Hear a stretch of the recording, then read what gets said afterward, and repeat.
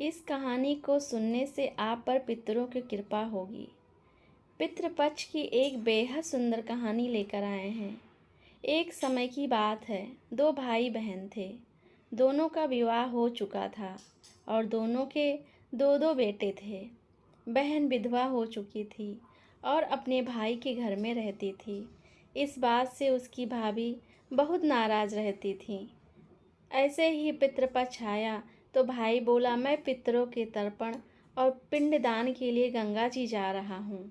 ऐसा कहकर वो गंगा जी के लिए चला गया।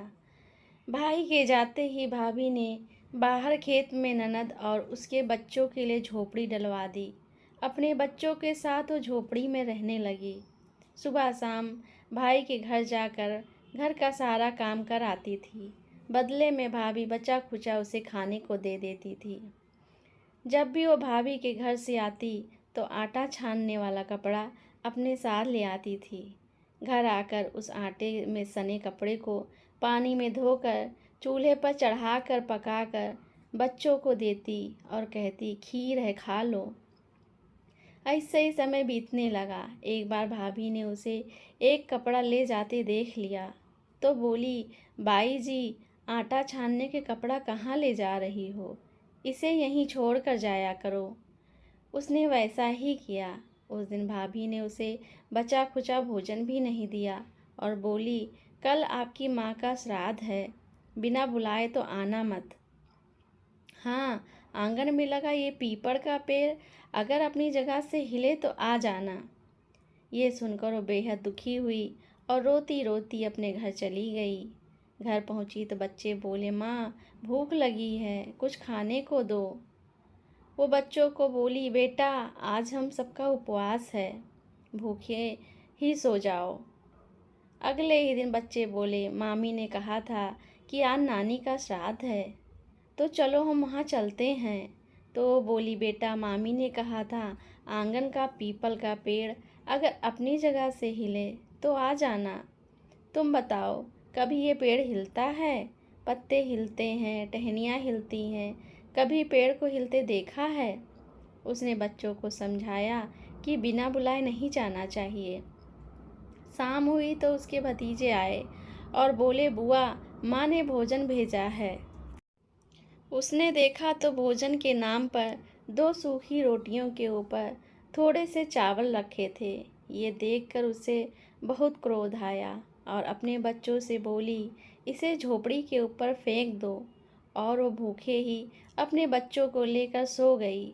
सारी रात गंगा माँ को याद करती रही और बोली, हे माँ गंगा, मेरे भाई की रक्षा करना, वो हमारी रक्षा करेगा। अगले दिन भाभी आई और बोली, बाई जी, कल तुम्हारे पिता का श्राद्ध है, बिना बुलाए आना मत, लेकिन आंगन का पीपल का पेड़ हिले तो आ जाना। अगले दिन भी वो भाभी के घर भोजन के लिए नहीं गई। शाम को फिर उसके भतीजे आए और दो सूखी रोटियां चावल के साथ दे गए। उसने फिर वो रोटी और चावल झोपड़ी के ऊपर फेंकवा दिए और भूखे ही बच्चों को लेकर सो गई और सारी रात रोती रही, माँ गंगा से प्रार्थना करती रही। इसी तरह पितृपक्ष के 16 दिन बीत गए और उसका भाई वापस आया तो उसने देखा कि उसके घर के आंगन में कीचड़ ही कीचड़ भरा है। वो अपनी पत्नी से पूछने लगा, ये कैसा कीचड़ है? मेरी बहन और भांजे कहाँ हैं? तो उसकी पत्नी बोली, श्राद्ध के पूरे 16 दिनों तक मैंने तुम्हारी बहन और भांजों के पैर कच्चे दूध से धोए हैं, इसलिए यहाँ कीचड़ हो रहा है। तुम्हारे पीछे से मैंने उनकी खूब सेवा करी, खीर पूरी खिलाई, फिर भी वो मुझसे नाराज़ होकर खेत में झोपड़ी डालकर रह रही है। भाई खेत पर पहुंचा तो वो देखता है कि वहाँ कोई झोपड़ी नहीं थी। वहाँ एक आलीशान महल बना हुआ था, जिसके आंगन में उसके भतीजे खेल रहे थे। उसने जाकर अपनी बहन से कहा, बहन ये सब क्या है? तब उसने अपने भाई को सारी बात बताई और बोली, भाई जो तेरे आंगन में कीचड़ है वो कच्चे दूध से नहीं, बल्कि भाभी के व्यवहार से जो मैं दिन रात रोती थी उन आंसुओं का कीचड़ है। माता पिता के श्राद्ध पर भाभी ने कहा, पीपल का पेड़ हिले तो आ जाना, बिना बुलाए मत आना। पीपल का पेड़ हिला नहीं तो हम गए नहीं। और शाम को उन्होंने 2 रोटी और चावल भिजवाए, जिससे गुस्से में मैंने झोपड़ी के ऊपर फेंक दिया।